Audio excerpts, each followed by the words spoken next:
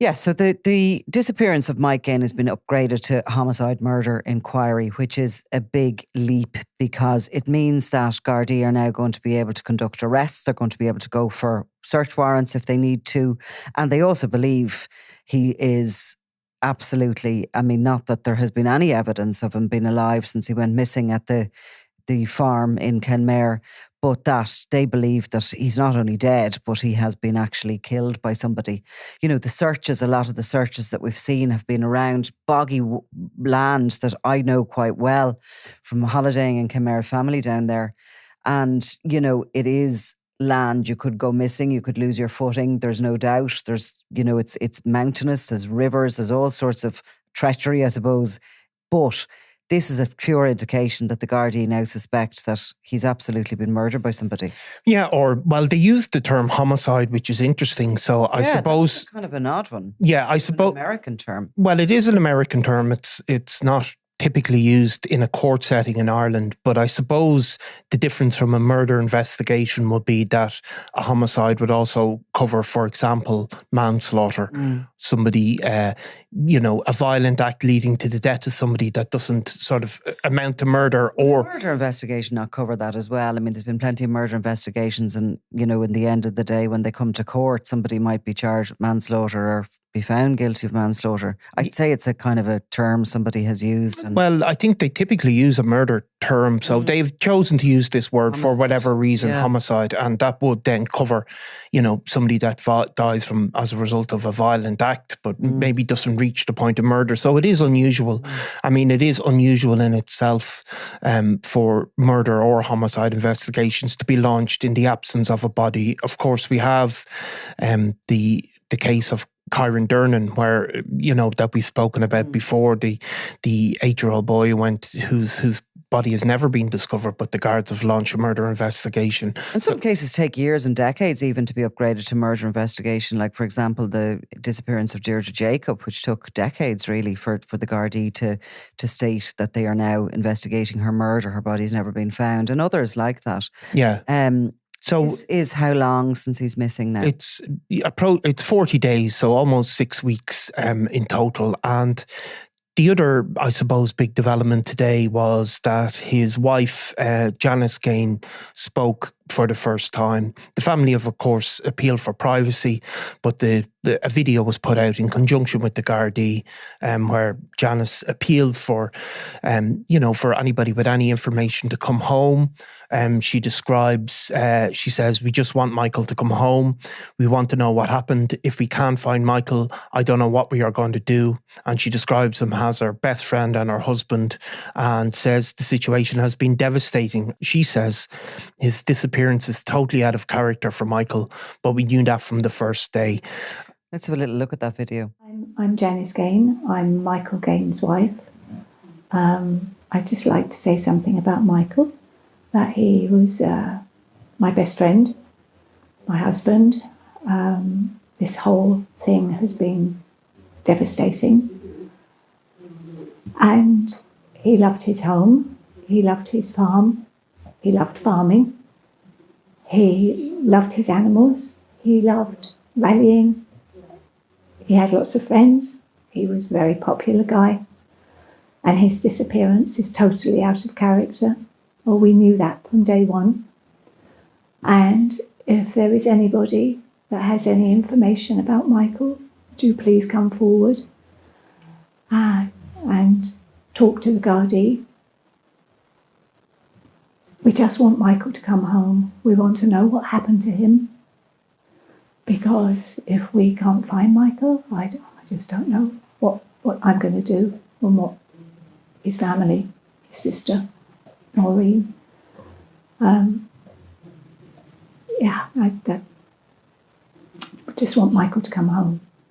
So yes, that is the first time that a family member or anyone apart from a member of the Garda Síochána has come out and appealed for any information for Michael Gaine. No doubt that lady believed that he was going to be found. I mean, Michael Gaine was there one minute and gone the next. His phone left in his car. I mean, there was the keys left in the car and everything. Well, It was like vanishing into thin air. Yeah, the key, I mean, the phone and the wallet, I suppose. Yeah. I think that the wallet and the phone in particular, if you were, going to plan to go somewhere, you would obviously have those two things first off. There obviously is CCTV of him a number of hours before buying phone credit, I think, in the local Centra. And then ultimately his car, a Toyota Jeep, is found on his land. So he was last seen on the 20th of March, reported missing on the 21st, and then the car is found.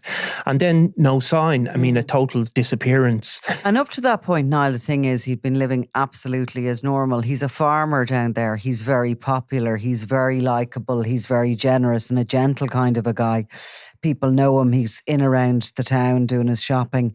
This is off season. They're really all locals down there. You hit the summer and Kenmare is just full of tourists. But, in the winter months and off season, it is, everybody knows everybody else, and it's a friendly place. They stop and talk. And he was really well liked, and he seemed to be a very generous sort of a soul that would talk to everybody and was popular. He was buying and selling animals at the marts. He was farming that land. 1,000 acres sounds like an enormous amount of land, but it's largely mountainous there. And he's there one minute and gone the next. Yeah, like a man in his mid to late 50s, so kind of probably predictable in what he does every day, where he goes. For him to disappear like that, obviously, as his wife and his sister Noreen have said, is just totally out of character. So straight away, it's highly unusual. And when you find things like a phone and wallet missing, it's something is wrong. Certainly, there from the very start, there has been local rumours, and of course there's always local rumours, but there was suspicions that he could have met his death as a result of foul play. But there has been very little evidence, as we've seen in other cases. Sometimes people have very, very clear suspicions and lines of inquiry that can't be brought to fruition. But that didn't seem to happen in this case. In particular because, in many other cases, the guards can be criticised for being slow to start up inquiries, to gather CCTV, to conduct searches.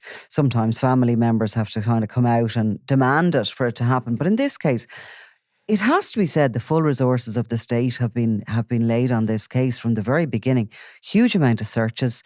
The whole area came out to volunteer. Yeah. The army have been sent down. The lakes and the rivers have been searched. The slurry pits around the farm.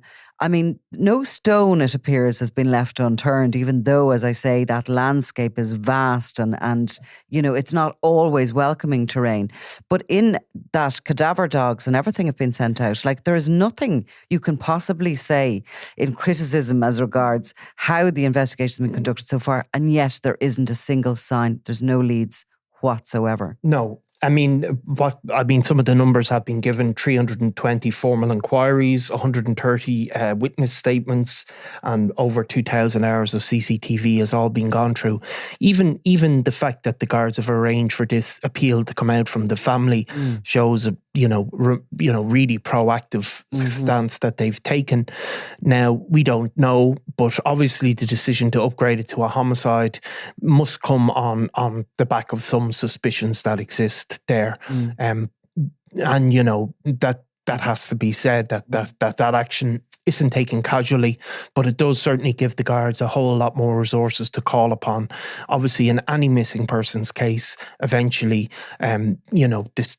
you can't keep up that level of searching. So certainly this will give it further resources to investigate it. But they must have received certain indications, or certain beliefs must have formed as a result of the investigation so far. So, well, look, we'll be back to this story undoubtedly over the coming days and certainly into next week, and we'll gather as much information as we can.